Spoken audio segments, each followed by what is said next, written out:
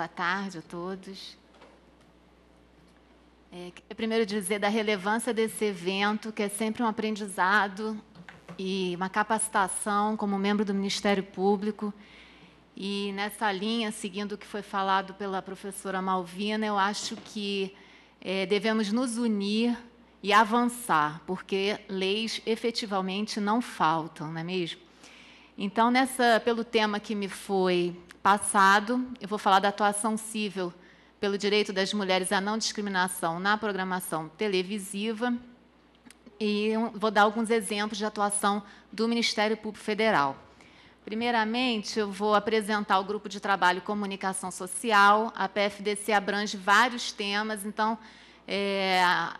determinou-se pela criação de grupos de trabalho, e um dos temas, por ser considerado um tema prioritário, é a comunicação social, e nós atuamos desde 2004. Eu, atualmente, como coordenador, o colega Marcos Vinícius, do Rio Grande do Sul, o colega Fernando Martins, de Minas Gerais, como suplente, um colega Luiz Costa, de São Paulo, e hoje em dia há uma vaga ainda a ser preenchida, em razão do que o colega Domingos foi nomeado ao cargo de ouvidor nacional dos Direitos Humanos em agosto de 2011.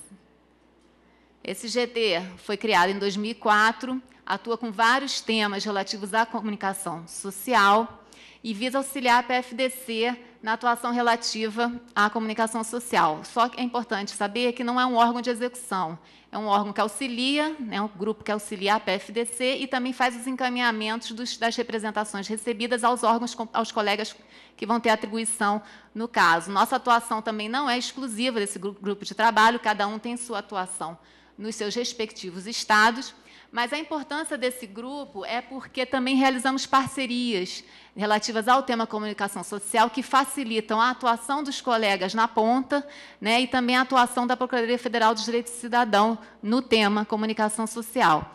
Nesse sentido, a gente pode exemplificar a parceria com o DEJUS, que é o Departamento de Justiça e Classificação Indicativa, que atua muito com reuniões, estamos sempre acompanhando a questão da classificação indicativa, e também o Conselho Federal de Psicologia, Ministério Público do Estado. Então, realmente, conseguimos, com esse trabalho, fazer um avanço no acompanhamento da política pública da comunicação social.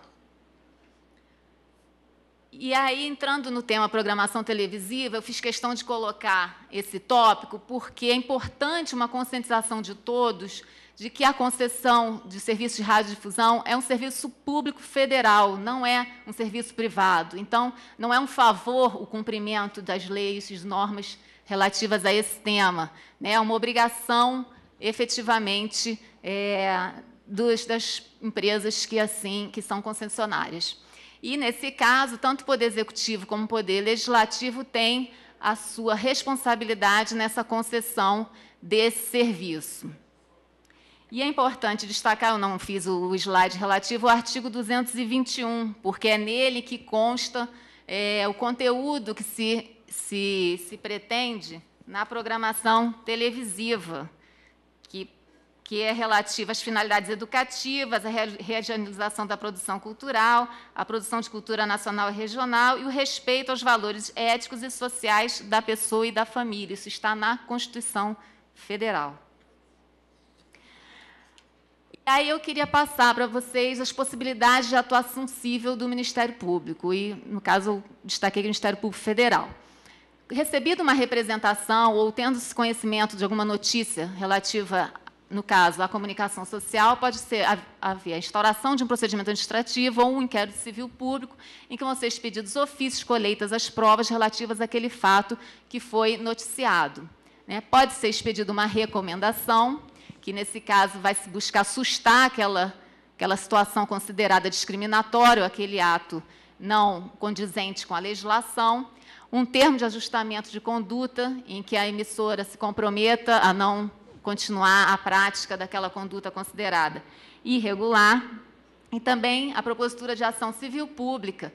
E, nessas ações civis públicas, o que podemos pedir? Que aquele programa seja suspenso, que aquele quadro do determinado programa seja sustado, que haja uma contrapropaganda àquela lesão que foi divulgada, né, dano moral coletivo, e aí é importante a concepção que nós defendemos do dano moral coletivo, de que, uma vez constatada essa violação à legislação, a um valor considerado fundamental à sociedade, esse dano não é necessário uma prova mais detalhada, uma prova individualizada dele. E muitas vezes não há esse entendimento e essa compreensão pelo judiciário.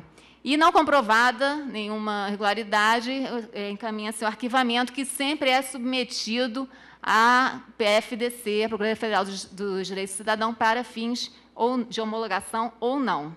E aí eu começo a citar alguns exemplos que eu entendi mais relevantes para o tema de hoje, que foi um exemplo do Big Brother Brasil, que, antes de iniciar o último programa, de janeiro, né, desse ano, a PFDC recebeu inúmeras representações, já preventivamente, a sociedade preocupada com as possíveis violações que aquele programa poderia trazer.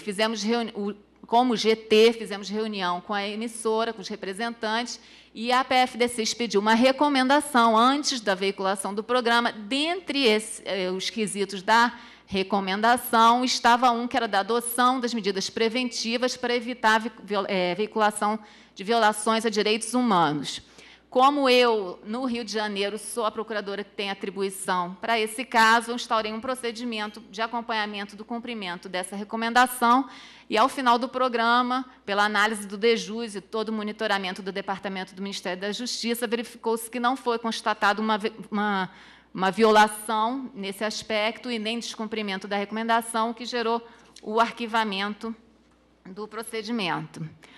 Outro exemplo que eu entendo como um marco na atuação relativa à discriminação foi do colega de São Paulo, Sérgio Suyama, no ano de 2005, relativo ao programa Tardes Quentes, e eu vi na TV do João Kleber, vocês devem ter ouvido falar, em que foram constatadas graves violações a direitos humanos, e, dentre essas violações, discriminações, ofensas a mulheres. As mulheres eram agredidas pelos namorados, que havia o teste de fidelidade, haviam pegadinhas. E foi pedida nessa ação a exibição de contra-propaganda, dano moral coletivo, né, que se abstivessem de exibir esse tipo de situação no programa. E a liminar foi concedida.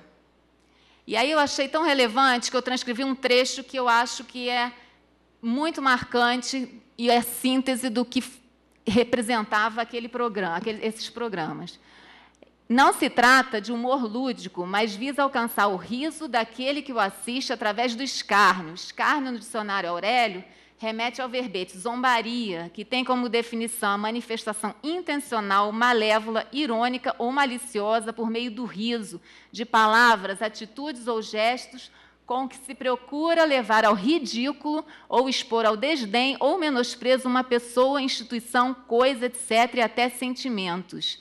Tal escárnio é efetuado principalmente através da adoção de atitudes claramente depreciativas, preconceituosas e deturpadas de estereótipos de minorias, tais como homossexuais, idosos, mulheres, deficientes físicos e crianças. Essa liminar foi realmente um marco, porque foi acatada a imposição da contrapropaganda. E o que aconteceu? A emissora não cumpriu a liminar, foi determinada o corte do sinal de transmissão, e aí sim se conseguiu um acordo judicial em que o Ministério Público firmou junto à emissora em juízo, em que foi determinada a contrapropaganda.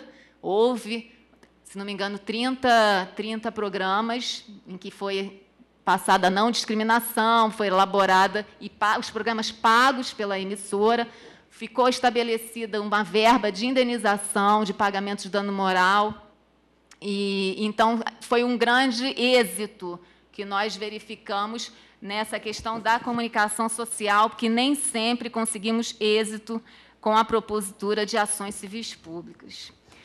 Outro exemplo é de 2009, a colega Eugênia, em São Paulo, no programa Super Pop, Rede TV e União. Eu gostaria que vocês reparassem que também na anterior, relativo ao programa João Kleber, a União também consta como ré, né?